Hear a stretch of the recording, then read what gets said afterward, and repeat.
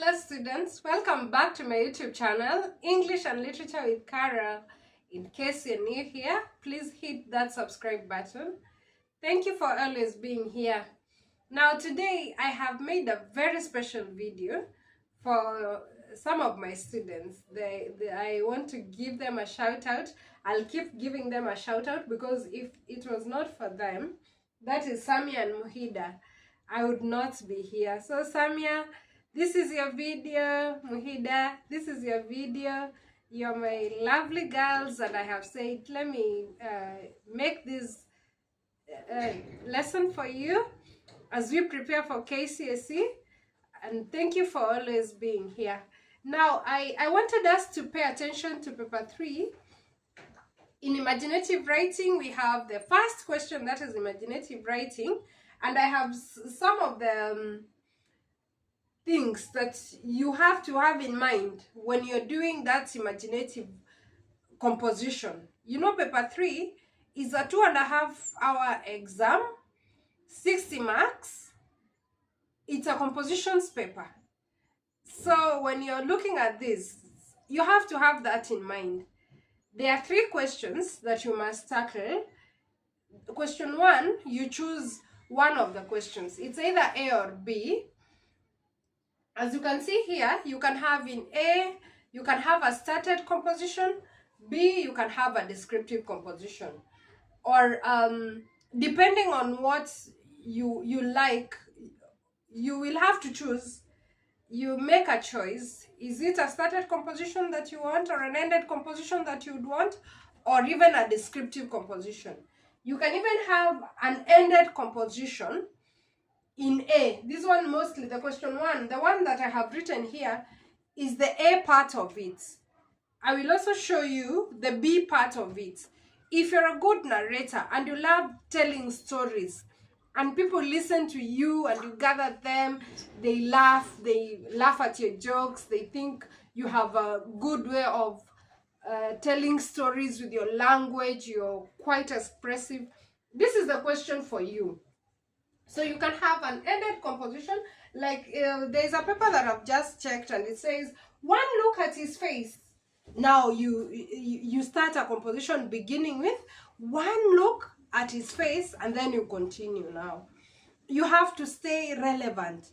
If you do not follow those, if you don't quote this, if it's a beginning, the sentence that you have been given to begin, then you will not impress the examiner.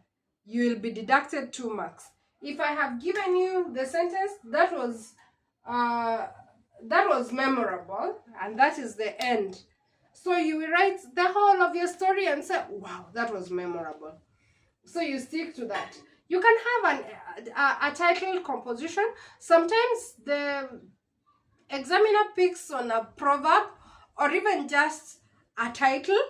So you have to tell us a story on a bird in hand is what two in the bush, for example. Or you can, and do not describe these proverbs. You just come up with a story for you to tell us that encounter, maybe with a lesson. And remember, this is a communications paper.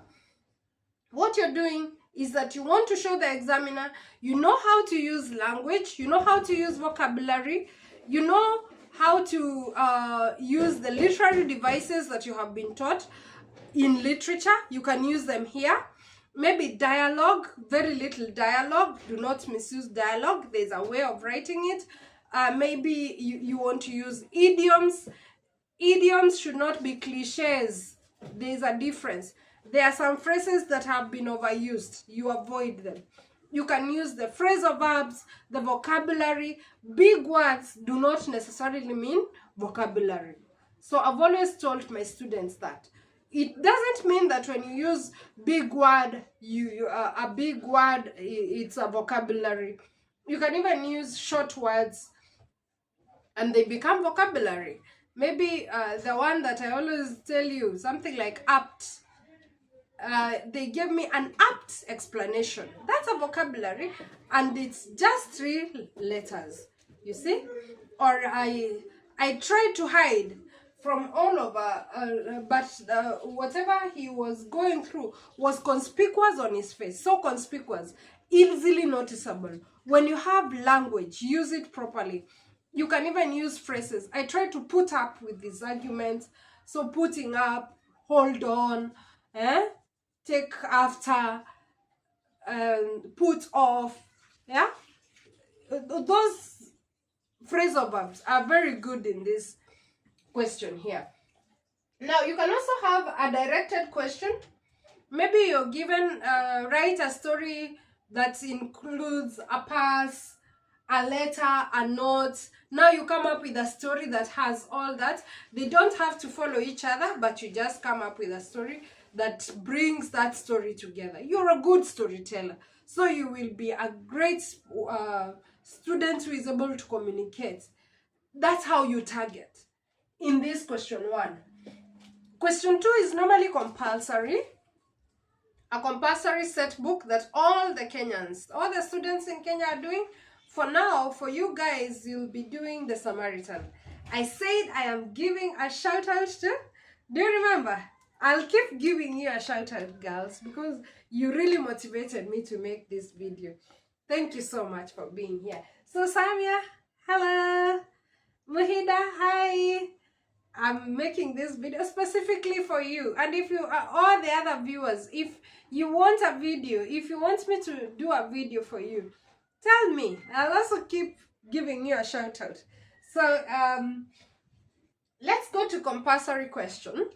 You will need to have read the play thoroughly, remembering that now when you interpret a question, selfish leaders add to no good in the society, with close reference to John Lara's The Samaritan. Write a composition or write an essay. So you will have to tell us, you will have to interpret this question and come up with at least 4 points in the body and a beautiful conclusion. The beauty of it, if you have prepared for literature, the essay writing, the skills that you will use in question 2, you will still use them in question 3. So when you have thoroughly prepared, I'm sure Sami and Muhida, you have been prepared for the short stories, isn't it? Have you read a play called Parliament of Owls? That one is optional. So you will either have been prepared for A Silent Song and Other Stories. That is one of the short stories that you will do there. The short stories that have been tested, I have done a video on them.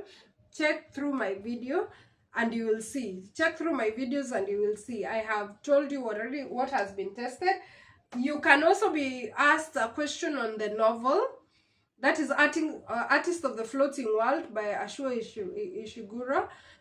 So make sure that you choose a question that you have been prepared for and work thoroughly on it. So thank you guys for being here. I'll continue with this video.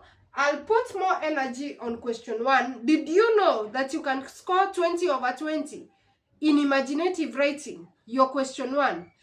Did you know? Thank you guys for being here. Please share my video and share my content. Bye. See you in the next video.